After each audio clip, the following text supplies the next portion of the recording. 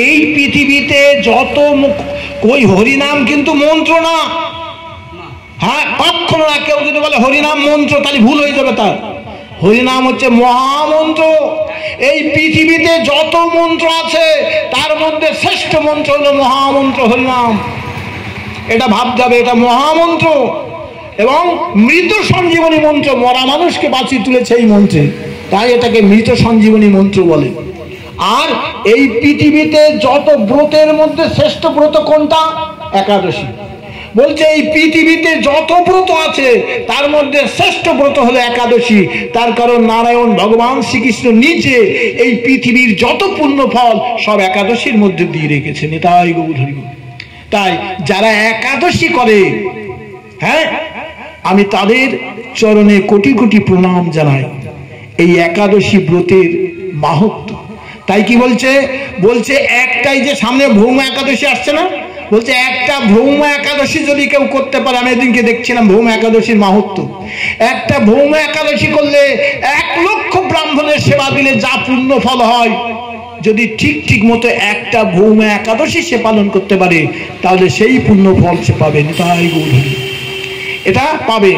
আর স্বয়ং গোবিন্দ নিজে বলেছে একাদশীকে যে এই মত্তধামে যারা একাদশী করবে তাদের এই দেহ থেকে যেদিন আত্মাটা বেরিয়ে যাবে, ওই আত্মাটাকে আমি ওই ভব নদীর তীরে 2 হাত তুলে দাঁড়িয়ে থাকবো, তাদেরকে নিয়ে গোবিন্দ চরণে পৌঁছে দেবো। নিতাই গৌর হরি।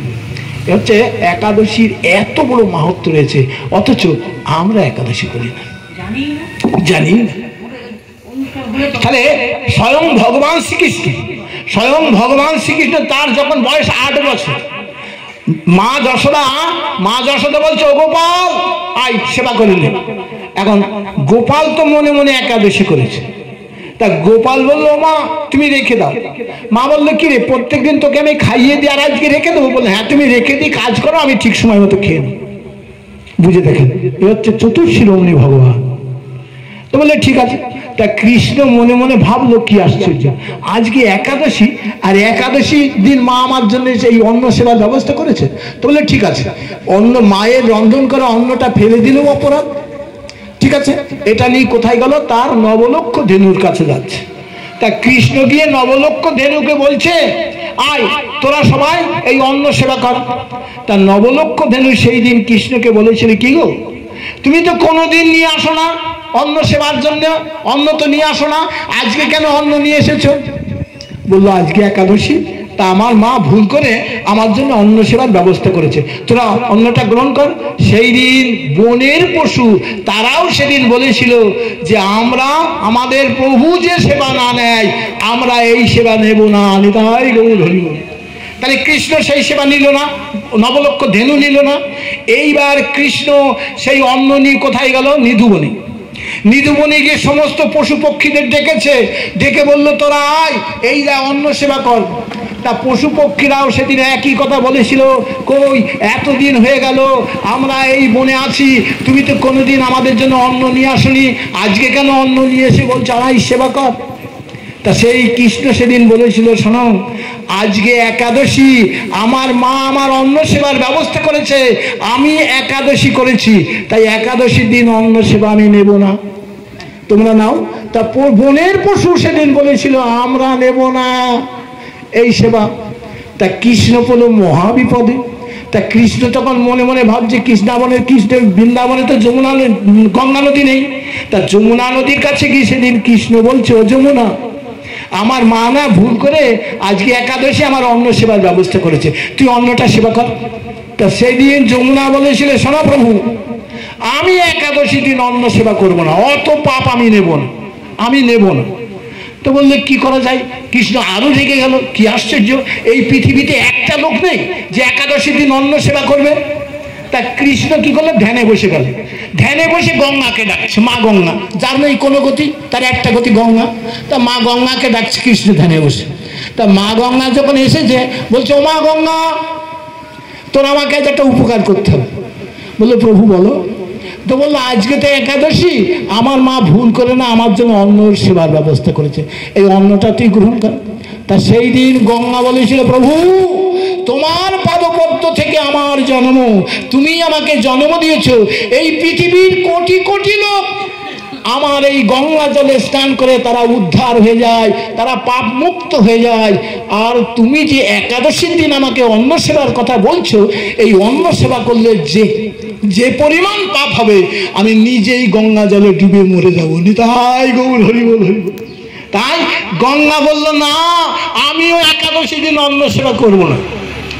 এইবার কৃষ্ণ তখন চিৎকার করে বলছে, এই পৃথিবীতে কি একজন লোক নেই যা অন্ন সেবাটা করবে?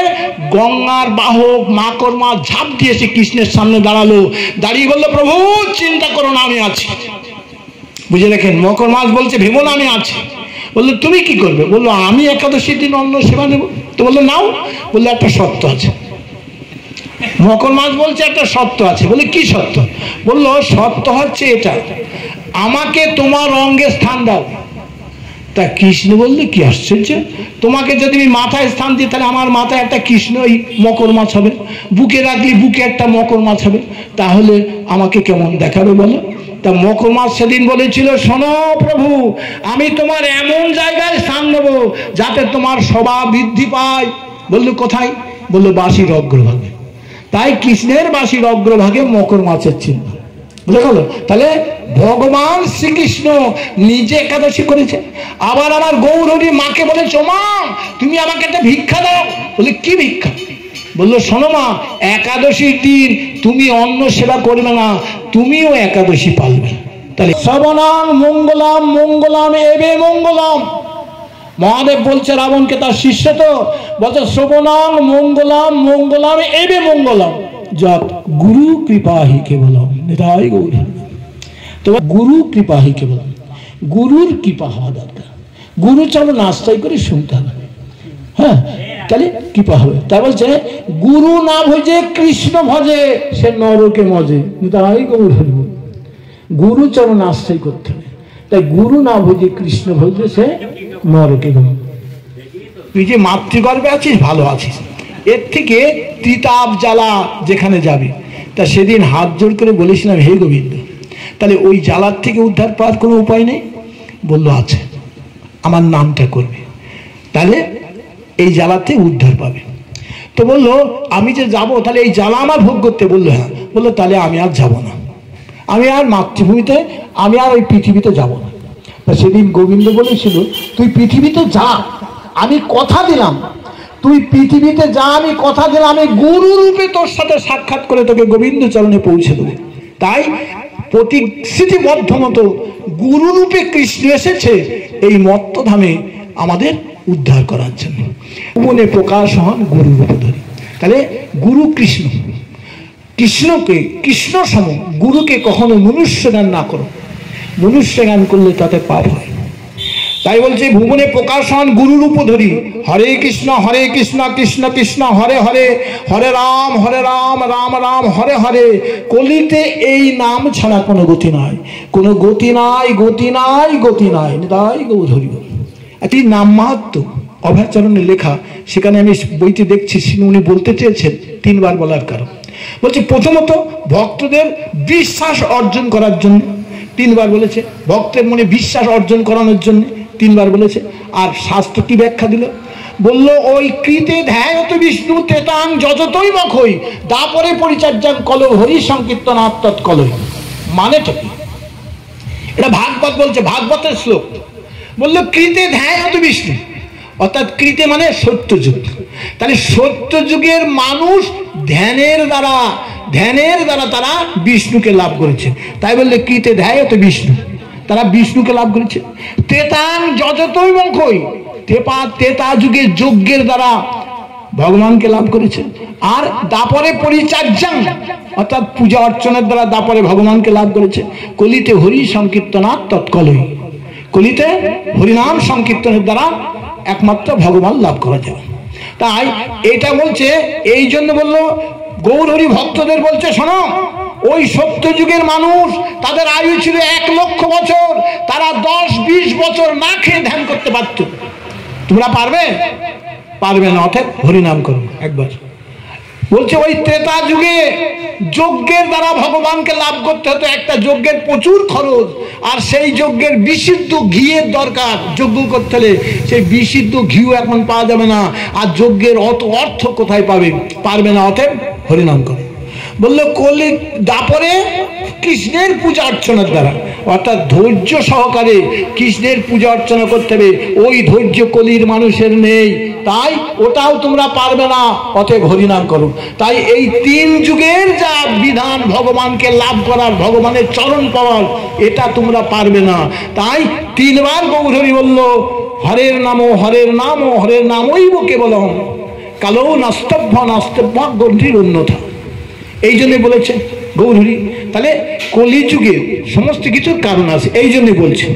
তা বলছে গীতায় ভগবান শ্রীকৃষ্ণ স্বয়ং করেন বর্ণনা সকল যজ্ঞের সেরা নাম সংকীর্তন। 90টা ছেলে আর 3টে মেয়ে, এই 93টা ছেলের বাধা অতিক্রম করে এই ছেঁড়াচাটে বসেছে। এখানে বসেও শান্তি নেই। কলি মহারাজ তার 3টে মেয়েকে পাঠিয়ে দিয়েছে। কি করবে? হাই অলস নিদ্রা, এখানে এসে ঘুমাবে, শুনতে দেবে না, অলস নিদ্রা এগুলো হবে। এখানে এসেও রেহাই নেই, ভগবানের নাম সে শুনতে দেবে না। হচ্ছে কলি। ন্যূনতম ছিদ্র যদি পায়, কলি সেই ছিদ্র দিয়ে প্রবেশ করবে। আর কলি একবার যদি প্রবেশ করে তাহলে হয়ে গেল নিতাই গৌর হরি বল। তার পক্ষে আর সাধন ভজন কখনো হবে না। তাই এগুলো খুব সাবধান। তাই হরি নাম করলে কি হয়, হরি নাম আশ্রিত ব্যক্তির কাছে কলি দশা দূরে থাকে, কলি তার কাছে আসতেই পারবে না। নামের এত বড় গুণ, এত মাহাত্ম্য। যারা নামের কেনা মহত্ব দেখো। একবার চৈতন্য মহাপ্রভুকে একজন ভক্ত বলছে, ও গৌরহরি আমি আগামীকাল থেকে না হরি নামটা করব। আর ভক্তদের সামনে গৌরহরির সঙ্গে সঙ্গে বলছে ঠিক আছে, আমি তোর হৃদয়ের মধ্যে প্রবেশ করে আজই তোর এই হৃদয়ে যা কুলস, অর্থাৎ তোর হৃদয়ের মধ্যে যে নোংরা কুলস আবর্জনা আছে, ওগুলো আমি ধুয়ে মুছে পরিষ্কার করে ছাপ করে দেবো, যাতে হরিনাম করতে তোর কোনো অসুবিধা না হয়। তার একজন ভক্তের সঙ্গে সঙ্গে বলছে, ও গৌরহরি ও তো আগামীকাল থেকে হরিনাম করবে, আজও করেনি, এখনো তো করেনি, আগামীকাল করবে, আর তুমি আগেই সব পরিষ্কার করে দিলে। বললো শোন, এটা হরি নামের মহিমা, নিতাই গৌর হরি বল। তো বললে কি রকম? বললো শোন, যখন রাত্রি শেষ হয় ওই পূর্ব আকাশ পরিষ্কার হয়ে যায়, দিনও নাই রাতও নাই, আমরা পূর্ব আকাশ পরিষ্কার হয়ে যায়, সব দেখতে পাই না? বললো হ্যাঁ তা তো পাই। বললো ওইটা হচ্ছে সূর্যের মহিমা, সূর্যের মহিমায় আমরা পূর্ব আকাশটা পরিষ্কার হয়, আমরা দেখতে পাই। তেমনি ভগবানের মহিমা, হরি নামের মহিমায় সে একবার বলেছে তাতে হবে। যেরকম দেখো হরিদাসকে গৌরহরি বলছে, ও গৌরহরি, হরি গৌরহরি বলছে হরিদাস। এই মুসলমান যারা আছে এরা উদ্ধার হবে কি করে? আমার গৌরহরি বলছে হরিদাসকে যে হরিদাস বলো, এই যারা মুসলিম এরা তো হরিনাম করে না, তাহলে এরা উদ্ধার হবে কি করে? তা সেই দিন হরিদাস বলেছিল, ও প্রভু ওরা তো বলে হারাম হারাম হারাম, ওই রাম নামে এরা উদ্ধার হয়ে যাবে। তাই গৌর হরি বল। হরিদাস এর উত্তরটা দিয়েছিল গৌরহরিকে। তাহলে হারাম হারাম তারা বলে, এই রাম নামেই তারা উদ্ধার হবে, রাম নামের এত গুরু উপদেশ চাই। গুরু উপদেশ না হলে বৈষ্ণবত্ব পালন করা যায় না। আমি বৈষ্ণব কি না এটা কিন্তু আমি নিজে জাহির করতে পারবো না। কেননা জাহির করা যায় না। কেন যাবে না? আজকের ছাত্র সারা রাত দিন পড়ছে, কিন্তু সে পড়ে তার স্থানটি অধিকার করেছে কোথায় পাওয়া যাবে? পরীক্ষাতে। জানি তাই গৌর হরি বল। আমি রাত দিন একভাবে পাঠ করে পড়ে যাচ্ছি, কিন্তু পড়ে গেলে কি হবে? আমি পরীক্ষা থেকে দেখা যায় প্রতি 10টা সাবজেক্ট তার মধ্যে 5টায় ফেল করেছি, তাই গৌর হরি বল। আমার পড়ার কোনো মূল্য নেই। তা গীতা হচ্ছে তাদের সমান। গীতা পাঠের মাধ্যমে আন্তরিক্ষে যে গীতা, এই গীতা পাঠের মাধ্যমে, এই গীতা পাঠ করতে হলে কাম্য কর্মকে আগে পরিত্যাগ করতে হবে। অর্জুনকে কি বললেন? অর্জুন তুমি কর্ম করে যাও, ফলের আশা করো না। যখন তোমার ফলের আশা করলে তুমি এই কর্মটি করতে পারবে না। ফলটি কখন?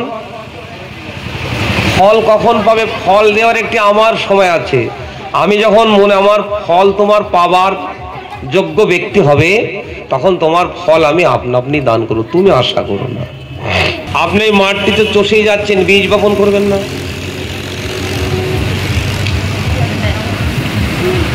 তখন কি বললেন জনকমণি, জনক রাজা? তিনি বললেন, হে মণিবর, আমার হচ্ছে এই মাঠটি চষার ডিউটি, আমার বীজ বপনের ডিউটি নয়। যেদিন যজ্ঞেশ্বর এই যজ্ঞ ভূমিতে উদয় হবেন, সেদিন তিনার বীজ তিনি আপনিই বপন করে নেবে। জয় নিতাই গৌর হরি বল। তা যজ্ঞেশ্বর যোগে উদয় হলে বীজ সেই মাঠে বপন করলে সেখান থেকে অনেক কিছু প্রাপ্তি হওয়া যাবে। জয় নিতাই গৌর হরি বল। আর অযোগে যদি সেই মাঠে বীজ বপন করা যায় তাহলে কিছু প্রাপ্তি হওয়া যাবে না, সেই বীজ নষ্ট হবে। জয় নিতাই গৌর হরি। জমিতে রস নাই, শুকনো জমি, যদি কলাই, ছোলা, মটর ইত্যাদি বীজ বপন করা যায় তাহলে বীজটাই নষ্ট হয়ে যাবে, তাই না? সে অঙ্কুর উদ্গম হবে না। তাহলে রসাপূর্ণ জমি হলে বীজ বপন করলে তার থেকে অঙ্কুর উদ্গম হতে পারে। জানি তাই। তা এখানে কি বললেন? বলেন এই কুরুক্ষেত্রের যুদ্ধে যদি কারো মৃত্যু হয় না, যদি কেউ বধ হয় স্বর্গ প্রাপ্তি হবে। আর যদি এই যুদ্ধ যদি কেউ জয় করতে পারে তাহলে ধর্মরাজ্য স্থাপন করতে পারে। জানি তাই। কোথায়, কোন জায়গায় ধর্মরাজ্য স্থাপন করবে? কোথায় করবে? আমার ভারতবর্ষ ধর্মরাজ্য প্রকাশিত কাদের জন্য? সাধু, গুরু, মনি, ঋষি, যোগী ইত্যাদির জন্য। তাদের কাছে ধর্মরাজ্য, অন্য কারোর কাছে নাই। কিন্তু তাহলে যার যার ধর্ম তার কাছে নিতাই গৌর হরি বল। আপন ধর্ম বলবান, পরধর্ম বাহ্য জ্ঞান। বলছে পরধর্মে আহ্বান প্রাপ্তিও ভালো নয়, আর আপন ধর্মে যদি মৃত্যু হয় সেও ভালো। তেইরূপ কাম্যকর্মকে ত্যাগ করা, এবং ভাগবত বা গীতা বলছে তুমি কাম্য কর্মকে ত্যাগ করো। ত্যাগ করলে তোমাকে সন্ন্যাস বলে গণ্য করা হবে বা একজন যোগী বলে গণ্য করা হবে। জগজনের সম্মুখে প্রকাশিত করা যায় বা দেখানো যায়। জানি তাই গৌর হরি বল। তাই তো আমি আজকে দেখছি, আমি নিরামিষ বা আমিষ, আমি আমিষ দ্রব্য সেবা করি না। একজনের বাসে গেলে আমিষ দ্রব্য যদি পাক হয় আমার সম্মুখে দিল, আমি তো মা ওটার সেবা করি না, তাহলে আমি বুঝলাম ওই ব্যক্তি আমিষ দ্রব্য সেবা করে না। এটা হচ্ছে বহির্জগতের ত্যাগ, নানাবিধ ত্যাগ। আর অন্তর্জগতের একটি ত্যাগ, ত্যাগ হচ্ছে কোন ত্যাগ? কামনা কর্ম ত্যাগকেই বলা হয় অন্তর্জগতের ত্যাগ। জানি তাই গৌর হরি বল। কোন কামনা?